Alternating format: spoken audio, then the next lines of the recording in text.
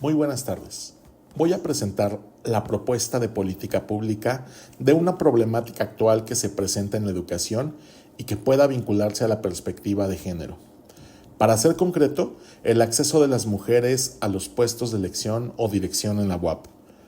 La desigualdad entre mujeres y hombres representa un desafío al paradigma del Estado moderno e impide un logro de uno de sus fines primordiales, acerca de que todos los integrantes de la sociedad disfruten de forma igualitaria sus derechos.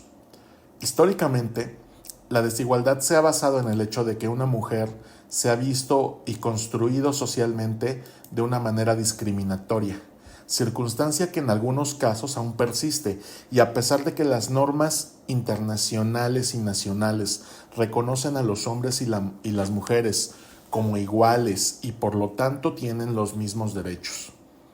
En su más reciente informe presentado en 2012, el comité encargado de verificar el cumplimiento de la Convención para la Eliminación de todas las formas de discriminación de la mujer propuso medidas para que en México se garantice a las mujeres el ejercicio igualitario de los derechos, en el cual, resalto para el caso que nos ocupa, promover la inclusión de las mujeres en la vida pública mediante la participación en la política, la toma de decisiones y espacios de poder. Por ello, la reforma de 2014 a la Ley General para la Igualdad entre Mujeres y Hombres, en su artículo 5, fracción primera, define a las secciones afirmativas como el conjunto de medidas de carácter temporal, correctivo, compensatorio y o de promoción encaminadas a acelerar la igualdad sustantiva entre mujeres y hombres. Una de ellas es las cuotas de género en la legislación electoral. Estas buscan la paridad política entre los géneros. Con estas cuotas se pretende producir un cambio cultural para evitar el predominio de un solo género en la esfera política. No obstante, para lograr esto se requiere un cambio cultural y actitudinal, tanto en la ciudadanía en general como en las instituciones a todos los niveles. Sugiero como una medida en el ámbito nacional e internacional para encontrar un equilibrio en la participación de mujeres y hombres en los órganos de toma de decisiones.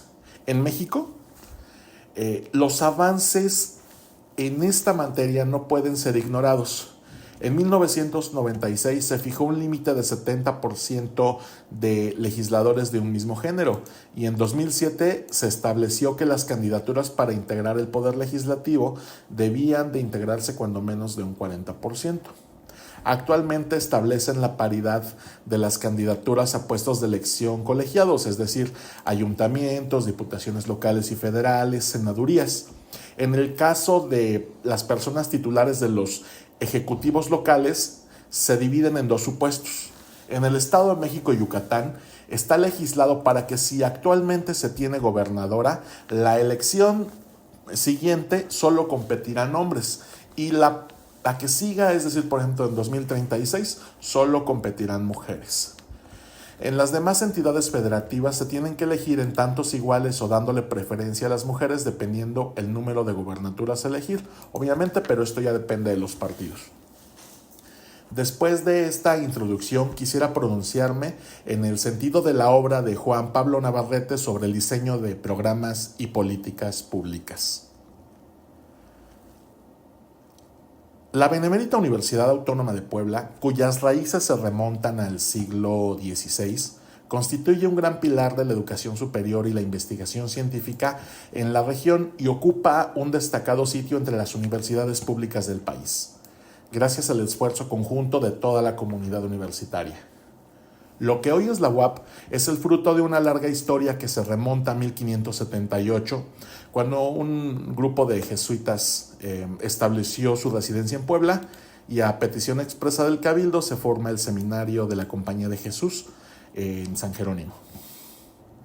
El 14 de abril de 1937, el Congreso del Estado decretó la creación de la universidad y facultó al titular del Poder Ejecutivo para dictar las leyes pertinentes. El 23 de abril se expidió la primera ley orgánica de la Universidad de Puebla, y seguido, el 23 de noviembre de 1956, se establece la autonomía de la universidad. Esta universidad se rige por distintos órganos de gobierno, los cuales son, como lo dicta el artículo 14 de la ley vigente, el Consejo Universitario, la persona titular de la rectoría, las autoridades académicas colegiadas por función y unidad académica, y las demás autoridades personales y las o los funcionarios que señale el estatuto orgánico. En este caso me concentraré únicamente en el Consejo Universitario, la persona titular de la rectoría y las autoridades personales de las unidades académicas, es decir, directoras y directores. Lo hago porque en 2023 se llevó a cabo un proceso de reforma a la ley de la universidad. Algunas de sus características fueron que la reforma no se circuló a las y los consejeros universitarios, incluso siendo aprobada. Se dieron 4 días para una consulta ante la comunidad universitaria. Curiosamente se modificó la edad para poder ser titular de la rectoría. Pero mediáticamente siempre se habló de promover la igualdad de género. Tan solo la exposición de motivos lo menciona 39 veces. Me gustaría mencionar un dato, pues la última reforma que fue entregada al Congreso en las épocas del rector Enrique Doher, se entregó para que todos los grupos parlamentarios fueran quienes la suscribieran, y actualmente, por lo menos la reforma de 2023, se entregó al titular del Poder Ejecutivo del Estado.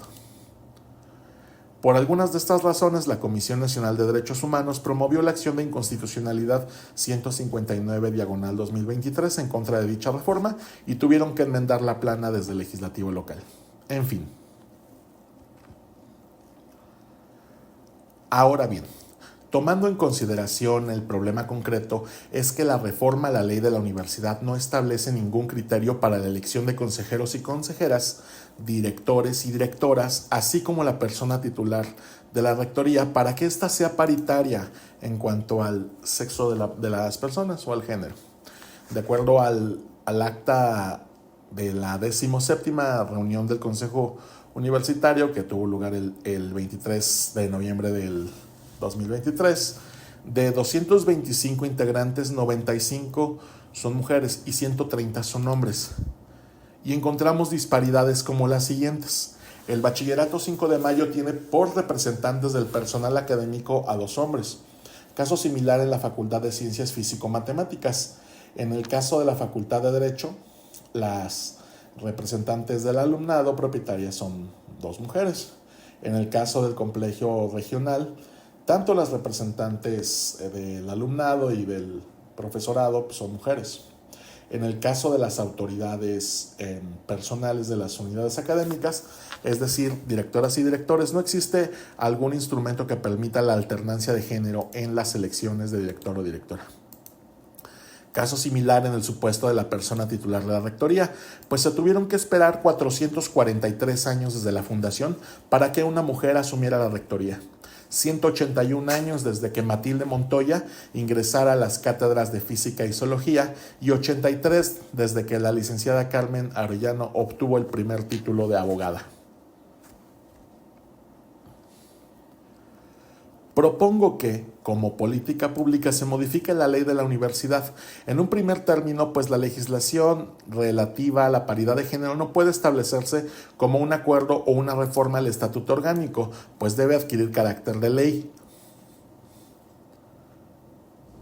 Si la reforma a la legislación universitaria no se introduce como ley, sino como acuerdo, esta puede ser susceptible de procedimientos contenciosos que pueden acabar en amparos o en juicios de protección de derechos políticos. Propongo que la redacción quede de la siguiente manera.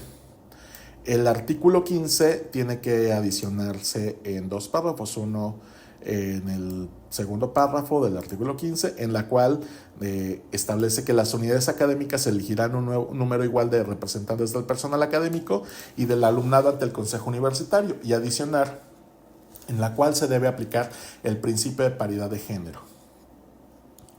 Y en la fracción cuarta, por cada representante propietario se elegirá un suplente, quien solo podrá asumir el encargo en los casos que señale el estatuto orgánico y conforme al reglamento del propio consejo. La persona suplente deberá de ser del mismo sexo que el propietario. En el artículo 17 propongo que se adicione que para la elección de personal titular de la rectoría solo se deberán postular candidaturas del género distinto a quien hubiera obtenido el triunfo de la elección anterior. Es decir, que si hoy tenemos rectora, la siguiente elección debe ser entre hombres y la siguiente entre mujeres. En el caso del artículo 21, propongo que se adicione un texto exactamente igual, nada más que para la elección de personas directoras o directores, que en este caso la ley llama como autoridades personales. Y obviamente pues los artículos transitorios de cajón, el cual tendría que ser la publicación en el periódico oficial del Estado, así como la entrada en vigor, la cual pues propongo que sea a partir de la siguiente elección de rectoría, persona titular de la rectoría, que en este caso, pues si la actual titular busca la reelección, pues solamente que sea entre mujeres y que la elección que provenga en 2029, pues sea únicamente entre hombres. Esta fue mi presentación de política pública. Es todo, muchas gracias.